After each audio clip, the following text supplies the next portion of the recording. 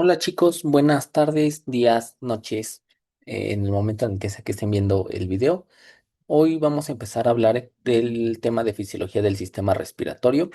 Vamos a hacer este mega repaso de manera breve, sencilla, fácil de entender como para que no les tome mucho tiempo estudiar este tema. Es un tema relativamente sencillo, entonces vamos a verlo como muy muy general, para que no se les conflictúe y trataré de explicar los temas lo más fácil que sea posible. Eh, entonces vamos a empezar con la fisiología del sistema respiratorio. Vamos a empezar con qué es la zona de conducción y qué es la zona respiratoria. Hay que recordar un poquito de anatomía. Dentro del sistema respiratorio vamos a encontrar áreas que vamos a conocer como espacio muerto anatómico, el cual van a ser áreas que van a conducir el aire, pero no van a tener como una relevancia fisiológica, no van a participar en intercambios gaseosos, van a ser, digamos que, estructuras en las que únicamente van a pasar moléculas, partículas de aire, pero no va a haber una reacción. Mientras que en el espacio muerto fisiológico vamos a tener que son áreas que sí están preparadas para realizar este intercambio de gases, para realizar alguna función fisiológica, pero por alguna razón no están realizando su tarea, su labor. Están como eh, quietas sin estar haciendo una actividad y es por eso que se le conoce como espacio muerto fisiológico, porque sí es una zona que debería de estar haciendo un intercambio de gases en este caso, sin embargo, por alguna u otra causa no lo están haciendo. Ahora, hay que entender que la zona de conducción es prácticamente desde la tráquea hasta los bronquiolos terminales en la generación 16. ¿A qué se refiere? La zona de conducción, digamos que entra en parte del espacio muerto anatómico, que es un espacio en el que únicamente se va a dirigir el aire desde que ingresa a la nariz, pasa por la laringe, la faringe, llega a la tráquea y hasta los bronquiolos terminales.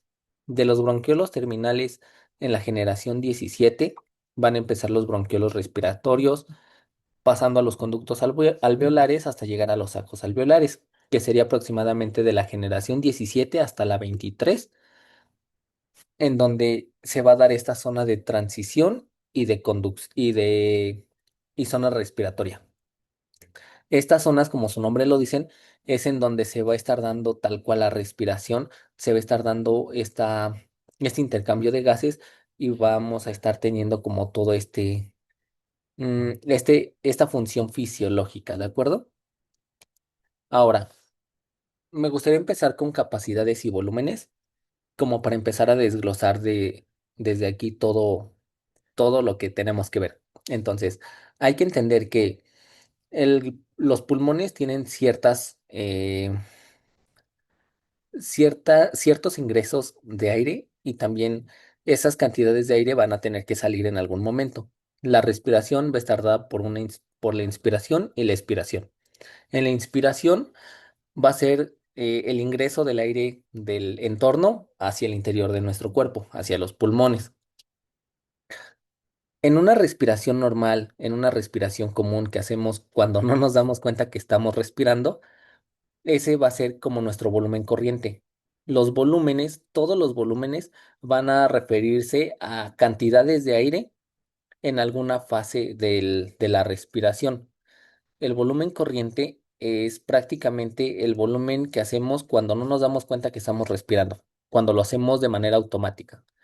Va a ser de aproximadamente 500 mililitros en una respiración normal. De esos 500 mililitros, 150 mililitros aproximadamente son los que se van a quedar en el espacio muerto anatómico, porque no todo el aire que metemos va a llegar hasta los pulmones. Se va a quedar un poco de aire en la nariz, en la tráquea, en la faringe, en las vías respiratorias superiores, que no va a ser utilizado. mientras que los otros 350 mililitros van a ser los que se queden en los pulmones y participen en ese intercambio gaseoso. Ahora, cuando hacemos una inspiración forzada, que metemos aire lo más profundo que podemos, eso va a ser el volumen de reserva inspiratoria, que sería como la capacidad máxima, la cantidad máxima de aire que puede almacenar nuestros pulmones. Esa capacidad máxima o ese volumen, esa cantidad máxima, más que capacidad, ese volumen máximo, esa cantidad máxima es de aproximadamente 3000 mililitros, que serían 3 litros. Ahora, cuando tenemos como este tope de que ya logramos saturar los pulmones a lo máximo, cuando sacamos todo el aire que tenemos, va a ser el volumen de reserva expiratoria, que es una respiración normal, entra y sale aire.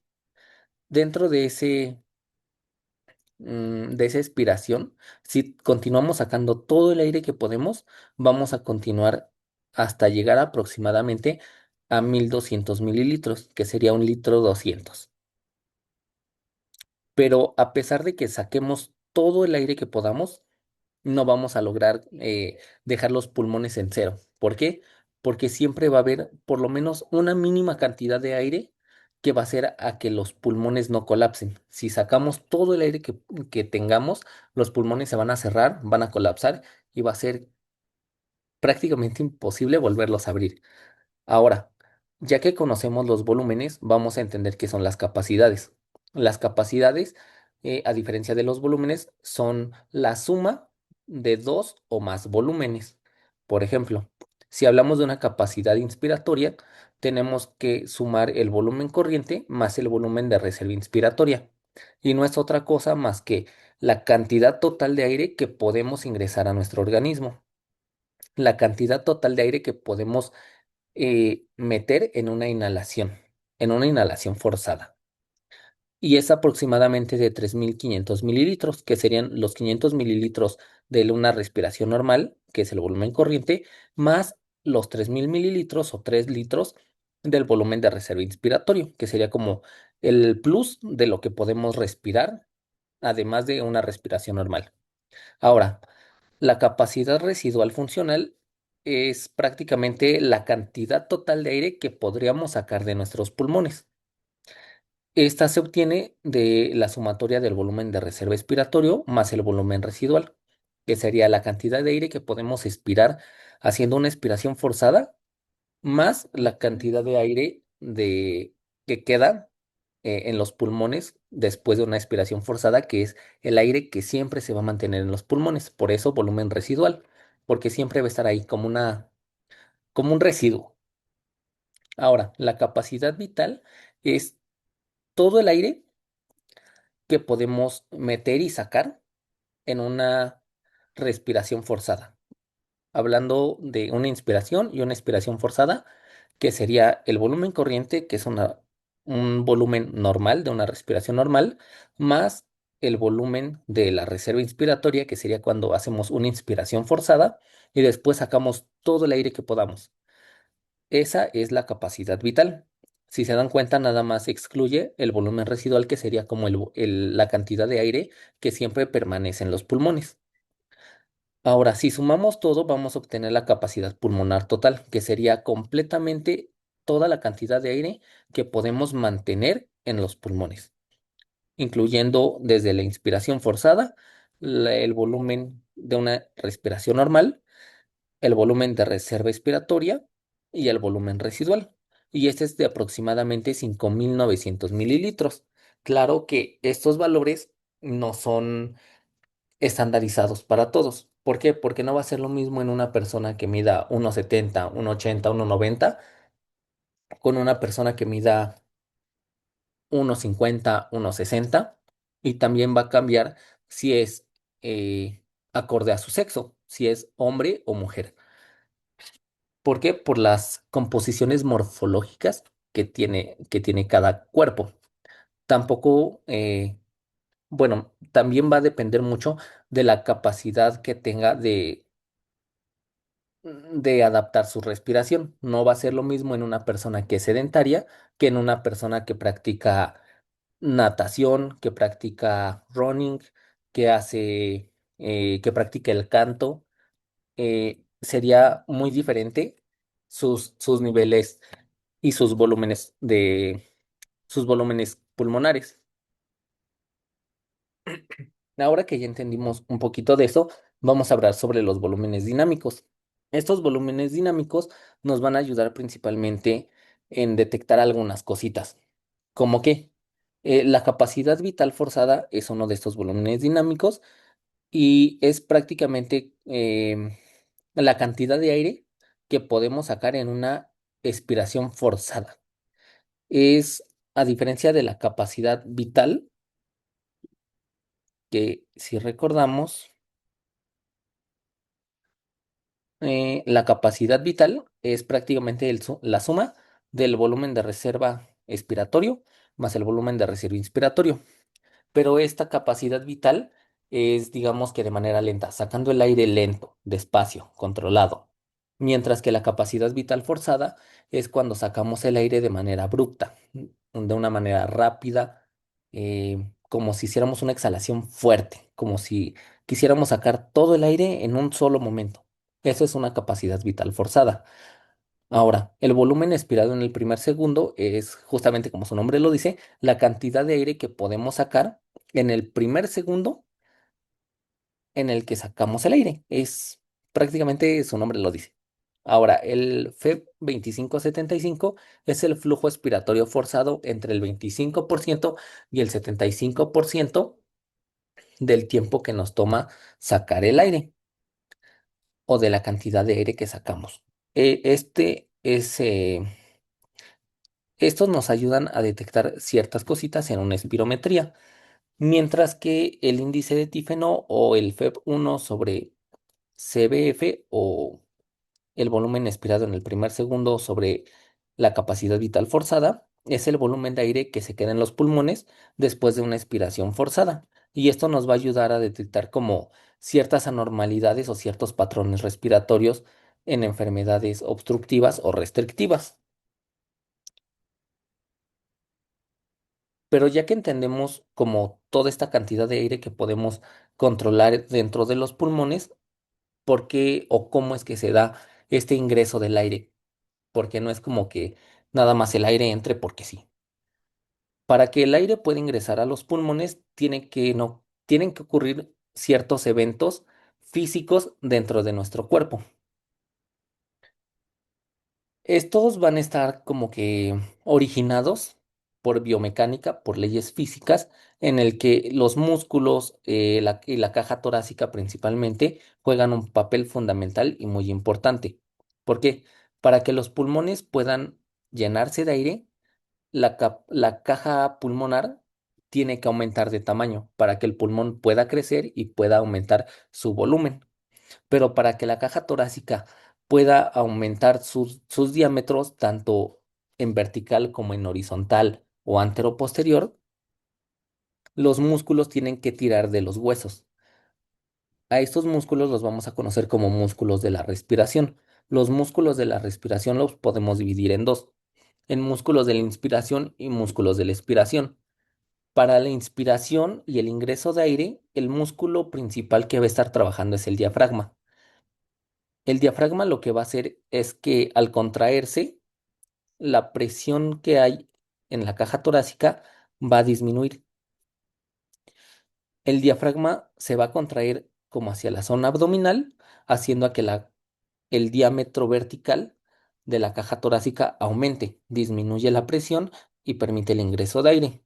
Pero para que las costillas también se puedan expandir, se puedan separar, van a tener que actuar músculos que actúan sobre las costillas, en este caso los intercostales externos. Aquí es como un tip, chicos, que si no recuerdan si son los internos o los externos los que participan en la inspiración y en la expiración, si las costillas quieren que vayan hacia afuera y que crezca la caja torácica, piensen en que van hacia afuera. Entonces, si van hacia afuera, los que van a estar jalando van a ser los externos, mientras que si quieren que la caja torácica se vuelva más pequeña, Los que van a estar jalando van a ser los internos. Ahora, además de que las costillas se tienen que separar, también el esternón va a tener que hacer como un movimiento de apertura para poder permitir el ensanchamiento de la caja torácica. Por lo tanto, el esternocleidomastoideo también va a estar actuando. En mucha de la bibliografía nada más mencionan el diafragma y los intercostales externos, pero también es importante que sepan que el esternocleidomastoideo y músculos posteriores como el serrato anterior y los escalenos también van a estar participando para el ensanchamiento de la caja torácica. Mientras que en la expiración, eh, esta- este suceso es más que nada como la relajación de los músculos anteriores. ¿Por qué? Porque va a ser una acción pasiva. Si los músculos se relajan, dejan de disminuir la presión, por lo que el cuerpo regresa, digamos que a su presión normal, a su tamaño normal, y por biomecánica el aire va a pasar de adentro hacia afuera, porque es como si exprimiéramos una esponja. Todo lo que está dentro va a tener que salir. Ahora, si queremos hacer una expiración forzada, vamos a tener que apretar algunos músculos para que la caja torácica todavía disminuya más en su diámetro. Estos músculos que van a estar participando principalmente son el recto del abdomen y los intercostales internos. ¿Por qué? ¿Por qué el recto del abdomen? Si apretamos el abdomen, si lo metemos hacia adentro, el diafragma como que va a subir y va a presionar más la caja torácica. Y los intercostales internos van a jalar las costillas, haciendo a que la caja torácica aumente, disminuya en diámetro vertical y horizontal. Todo este juego biomecánico de los músculos va a hacer que haya un juego en las presiones.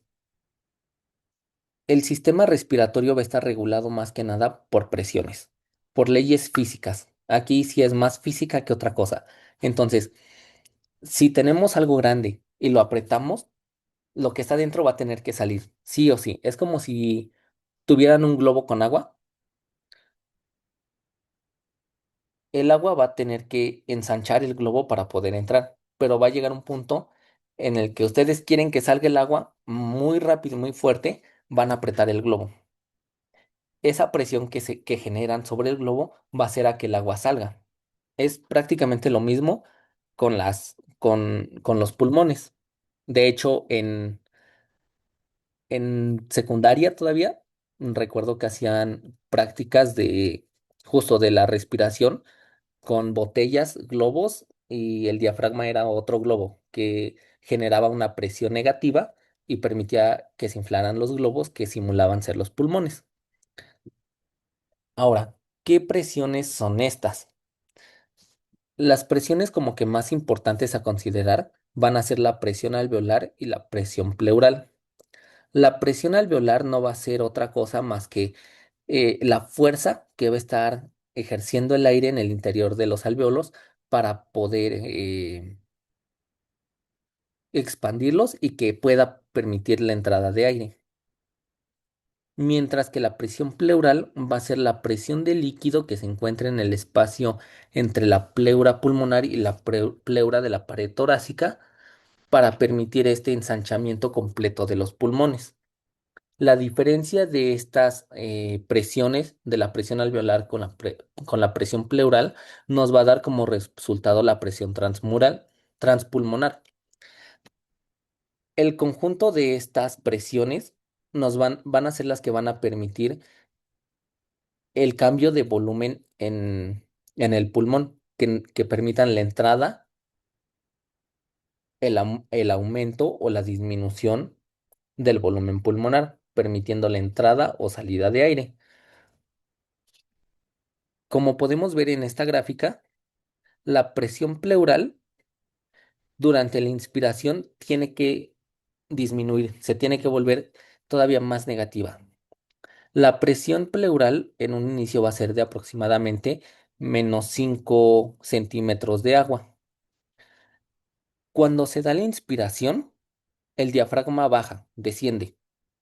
esta presión se vuelve todavía más negativa, llegando hasta los -7.5 centímetros de agua.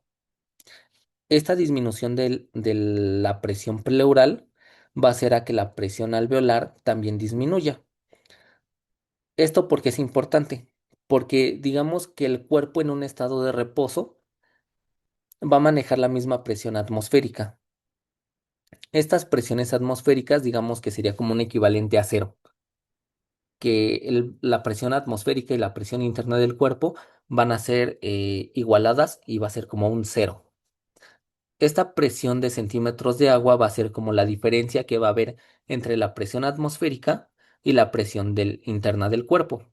Por eso hablamos de que se encuentra a -5 centímetros de agua en un estado normal, en estado de reposo. Cuando se da la inspiración, desciende hasta -7.5 centímetros de agua. Esta disminución de la presión pleural hace a que la presión alveolar también descienda, hace a que haya menos restricción y por gradiente de presión, el aire que va a estar en el exterior, en la atmósfera, va a ingresar a nuestro sistema respiratorio porque va a haber menor presión ahí. Entonces va a ser como su vía de escape. Va a ingresar, va a aumentar el volumen pulmonar y cuando se da la expiración, de pasar de una presión de -7 centímetros de agua, va a aumentar hasta aproximadamente -5 centímetros de agua nuevamente. Aumenta la presión pleural, la presión alveolar aumenta y se da como la expulsión del aire que hay en los alvéolos. Por lo mismo, el volumen pulmonar desciende. Los pulmones regresan a su estado normal. Pero ¿por qué se da esta distensión de los pulmones? Esto lo vamos a explicar con el principio de distensibilidad de los pulmones. Los pulmones van a tener dos tipos de células alveolares. Las células alveolares tipo uno y las tipo 2. Ahorita nos vamos a concentrar un poquito en la fuerza elástica tisular que tiene los pulmones, que es una fuerza elástica que le da esta propiedad de poderse estirar, expandir, y va a estar dada por la elastina y el colágeno, que van a formar como un tercio de la superficie pulmonar, mientras que la fuerza de tensión superficial va a estar dada por el líquido interno que lubrica las paredes internas del alvéolo y va a proporcionar 2/3 de esta distensibilidad. A diferencia de la fuerza de elasticidad tisular, que es como esta propiedad que les mencionaba de que los pulmones se puedan estirar y regresar a su forma normal, la fuerza de tensión superficial va a ser lo contrario, va a ser a que el pulmón, digamos que sea rígido. Si recordamos la fuerza de tensión superficial, es prácticamente como esta fuerza que tiene de atracción el agua de mantenerse unida. Mm, en, Hay un ejemplo muy, muy común que podemos ver, que es que los mosquitos se pueden parar sobre el agua. Esto es porque el peso del mosquito es tan mínimo que no alcanza a romper la fuerza de tensión generada por las moléculas de agua. En los pulmones es lo mismo, el líquido interno se va a unir y va a generar fuerzas de tensiones. Esas fuerzas de tensiones van a estar equilibradas por el líquido surfactante, que que va a ser producido por las células alveolares tipo 2. De estos, esto nos va a ayudar muchísimo para la respiración. ¿Por qué? Porque si no tuviéramos el líquido surfactante, el líquido interno que lubrica las paredes de los alvéolos van a hacer que el alvéolo tienda a colapsarse, que tienda a estar cerrado, que tienda a estar junto. El líquido surfactante lo que hace es que al ser moléculas polipeptídicas, van a hacer a que se mezclen con este líquido y que no permitan esta adherencia tan fuerte. Esto va a hacer a que la presión que ejerce, la fuerza que ejerce la tensión superficial disminuya bastante. Un alveolo sin líquido surfactante va a alcanzar aproximadamente las 50 dinas sobre centímetro, mientras que cuando encontramos líquido surfactante, esta presión, esta fuerza de atracción va a disminuir enormemente encontrándola desde 5 hasta 30 dinas por centímetro. Este líquido surfactante es el que nos va a facilitar como estos movimientos acorde a las presiones que veíamos hace ratito, a la presión transpulmonar. Y como se los mencionaba, el aire va a entrar por gradientes de presión o gradientes de concentración, principalmente por gradientes de presión. Esto lo vamos a ver un poquito más adelante, pero es importante que les vaya como quedando claro que los pulmones van a tener como todas estas características que van a permitir que la presión atmosférica y la presión interna tengan un juego constante. No lo vamos a estar teniendo que pensar nosotros de, ay, tengo que comprimir, apretar el abdomen para que la presión interna aumente y tenga que sacar el aire. No, sino que el cuerpo lo hace por naturaleza. Esto lo va a estar dando por el sistema nervioso autónomo. Ahora, dentro de las leyes físicas que nos van a estar explicando como estas propiedades de juego de presiones, vamos a encontrar la ley de Boyle. La ley de Boyle nos dice que la presión y el volumen va a ser proporcionales. Si hay un cambio en la presión, va a haber un cambio en el volumen. Si aumenta la presión, el volumen tiene que aumentar o disminuir acorde a qué es lo que esté pasando. Si aumenta la presión interna, el volumen tiene que aumentar. Pero si aumenta la presión externa, el volumen interno tiene que disminuir. Ahora, la ley de Charles nos dice que a volumen constante, la presión es directamente proporcional a su temperatura. Nos dice que cuando aumenta la temperatura de un gas, la presión tiene que aumentar. ¿Por qué? Imaginémoslo como un globo aerostático. Un globo aerostático tiene aire. El aire es lo que hace a que el globo descienda o ascienda en el cielo. ¿Cómo lo logra? Calentando el aire. Si se dan cuenta, cuando un globo aerostático está subiendo, tienen un mechero que hace a que el aire se caliente. El aire caliente tiende a subir, por lo tanto, esto se da por que las partículas de aire como que están más dispersas, se expanden. Por lo tanto, si aumentamos la temperatura, aumentamos la presión y aumentamos como esta expansión del aire. Después tenemos la ley de Dalton. La ley de Dalton nos dice que la presión total de una mezcla de gases es igual a la suma de presiones parciales.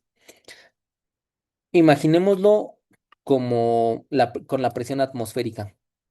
La presión atmosférica es de aproximadamente 760 milímetros de mercurio, pero en el aire vamos a tener no solo oxígeno, vamos a tener un conjunto y mezclas de gases. Vamos a tener nitrógeno, oxígeno, dióxido de carbono, entre cientos más, ¿no?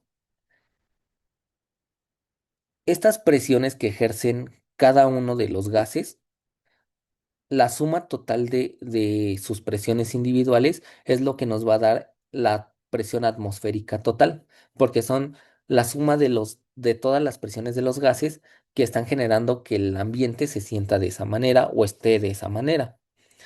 Así también en los pulmones, la cantidad de aire que ingrese se tiene que cuantificar para poder saber la presión total de mezcla de gases que va a haber en el interior del cuerpo. Por eso es que cuando vamos, por ejemplo, a una montaña, no es que haya menos cantidad de aire o menos cantidad de oxígeno, sino que la presión es, mm, dependiendo, es mayor o menor. Y este juego de presiones es lo que va a hacer a que nuestro cuerpo no se sienta de la misma manera porque nuestro cuerpo está acostumbrado a manejar cierta presión. Si aumentamos o disminuimos estas presiones, no va a ser lo mismo a la presión que estemos acostumbrados. Y por lo tanto, y no es que el volumen de oxígeno o el volumen de aire sea diferente. No, porque va a ser el volumen, digamos que constante, sino que lo que va a cambiar va a ser la presión. Estos gradientes de presión van a estar alterados y es lo que nos van a hacer sentir mal a nosotros. Ahora, la ley de Gay-Lussac nos habla del aumento de la temperatura con respecto a al volumen. La ley de Gay-Lussac nos dice que si aumenta el volumen, la temperatura aumenta, mientras que si el volumen disminuye, se da porque la temperatura también disminuye. Esto va también un poquito de la mano con la ley de Charles. Uno nos lo maneja con la presión, que la temperatura está directamente relacionada a la presión, mientras que Gay-Lussac nos dice que la temperatura no solamente afecta en la presión, sino en el volumen, que era lo que veíamos también con el globo aerostático. Si aumentamos la temperatura del aire, las partículas van a estar más dispersas, por lo tanto van a aumentar su volumen.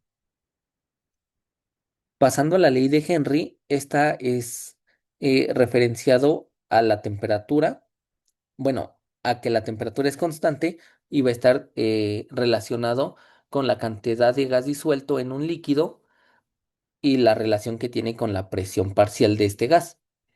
Prácticamente esta ley nos va a explicar la difusión. Tal cual nos dice que a temperatura constante la cantidad de gas disuelto en un líquido es directamente proporcional a la presión parcial de ese gas sobre el líquido. Esta ley es la que nos explica que si tenemos mayor presión en una zona, el gas va a tender a difundir hacia una zona con menor presión. ¿Por qué? En los pulmones, ¿cómo lo podemos ver? Es prácticamente lo de la presión atmosférica con relación a la presión interna de nuestro cuerpo. La ley de Henry nos dice que un gas va a tender a difundir acorde a su gradiente de presión. Si tenemos mayor presión en una zona, el aire va a tender a difundir hacia la zona con menor presión, que es lo que explica esta gráfica de presiones de la presión transpulmonar.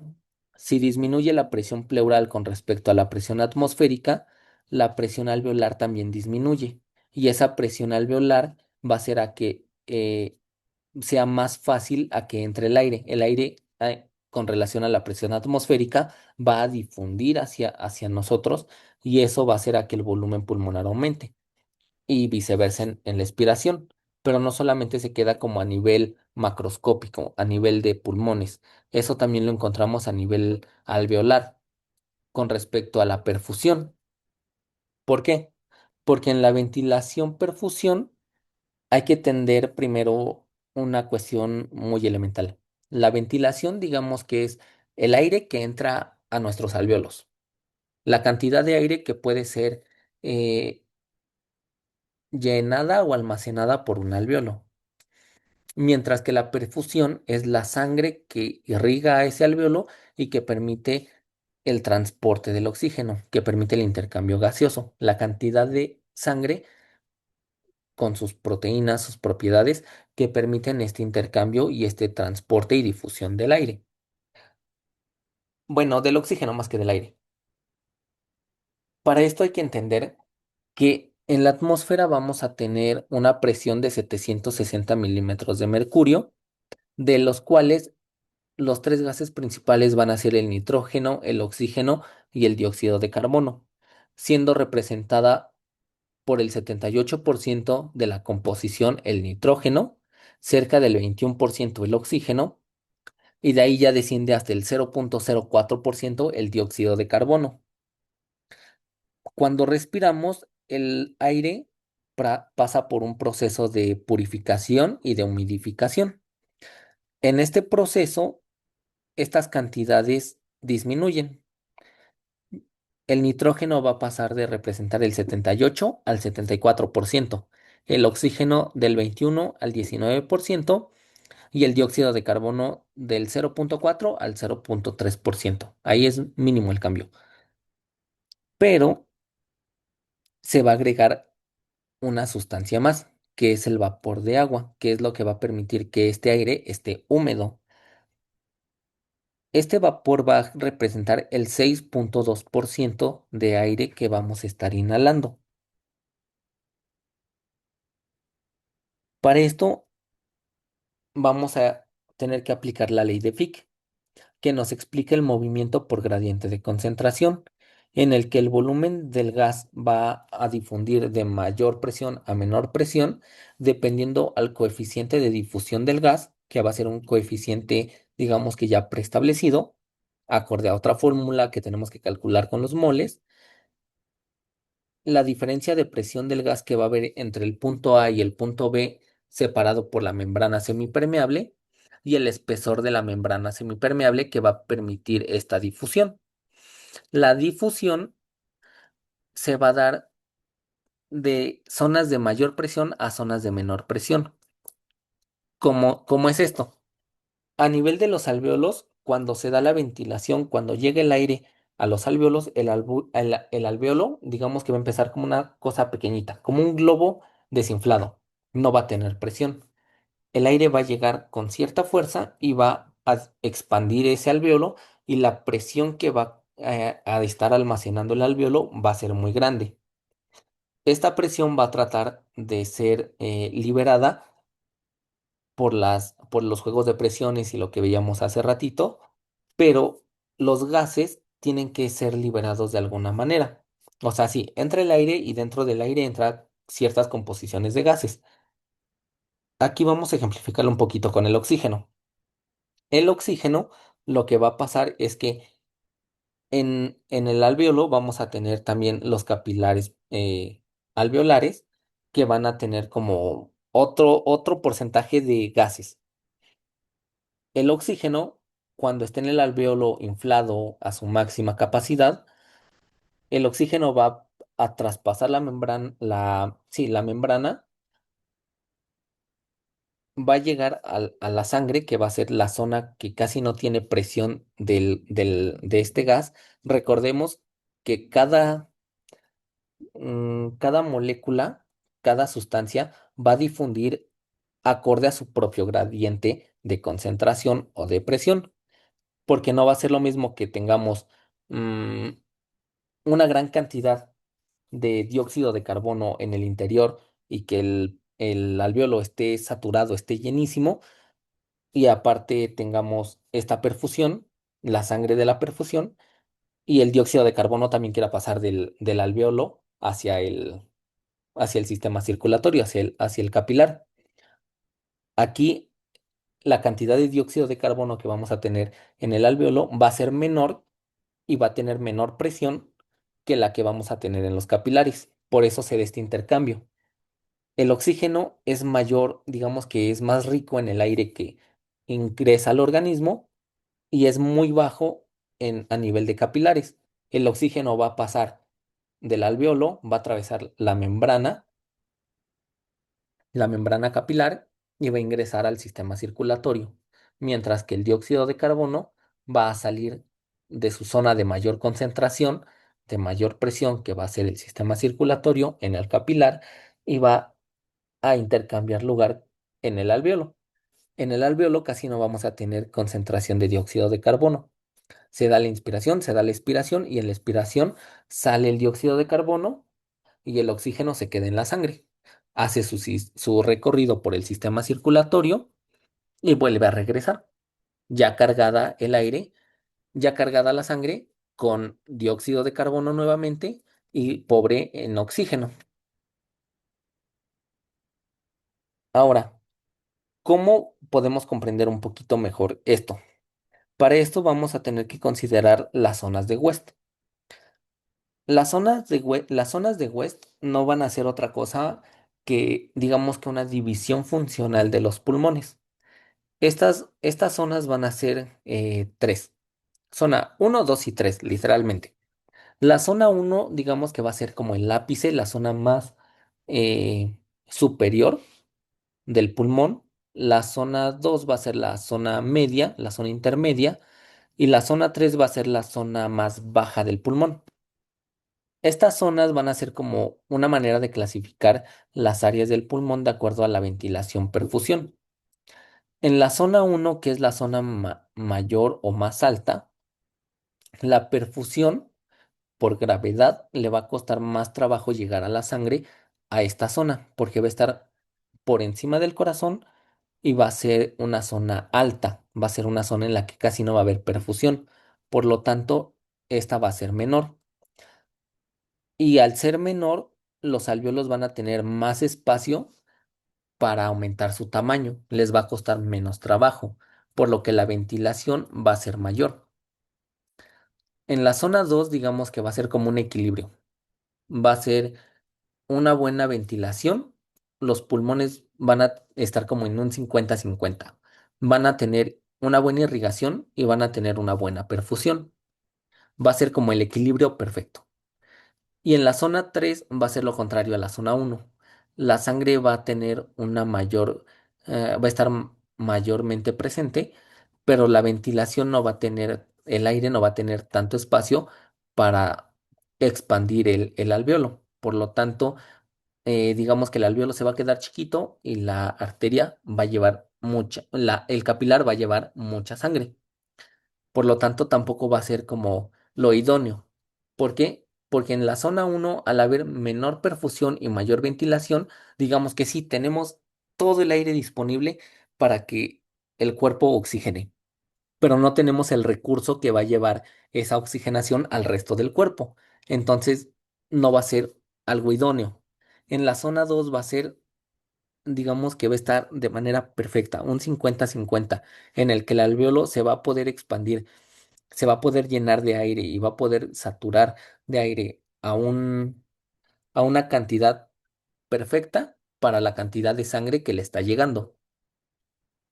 Esta cantidad de sangre va a poder tomar todo el aire que pueda, todo el oxígeno que pueda y lo va a llevar al resto del cuerpo. Mientras que en la zona 3 va a ser lo contrario completamente a la zona uno. Vamos a tener mucha sangre, mucha hemoglobina que va a poder transportar el oxígeno, pero casi no vamos a tener aire, oxígeno, gases que puedan difundir al interior del capilar. ¿Esto por qué es? Porque en la zona uno va a haber un aumento muchísimo mayor de la presión de oxígeno, mientras que en la zona 3 la presión de oxígeno va a ser muy baja, porque no vamos a tener como esta capacidad de que el aire aumente tanto la presión alveolar. Mientras que en la zona 2 la presión va a ser adecuada. No va a ser ni mucha ni poca. Va a ser la cantidad suficiente para que difunda el oxígeno al capilar y el capilar permita la difusión del dióxido de carbono al alveolo, que se haga este intercambio. La cantidad de hemoglobina va a ser suficiente para recolectar el oxígeno y transportarla al resto del cuerpo. Ahora, la hemoglobina, ¿cómo ves que lo va a transportar? Digamos que las moléculas de oxígeno se van a pegar a la hemoglobina. La hemoglobina lo que va a hacer es aceptar aproximadamente el 97% del oxígeno y por eso es que en en un oxímetro de pulso, como que lo esperado es del 97%, porque sería como la cantidad de moléculas que puede transportar un eritrocito de oxígeno en la sangre. Y pues eso sería como lo más elemental, lo más esencial que hay que considerar para fisiología respiratoria. Espero que les sea de utilidad este tema. Si necesitan como mayor profundidad y mayor detalle de, de los temas, les recordamos que se encuentran como más detallados todos estos temas en eh, en el mega repaso de la unidad temática 2. Ahí vamos a poder encontrar como que mayor explicación y mayor profundidad en cada tema, porque es bastantito, chicos. Entonces, muchas gracias y espero que les sea de utilidad.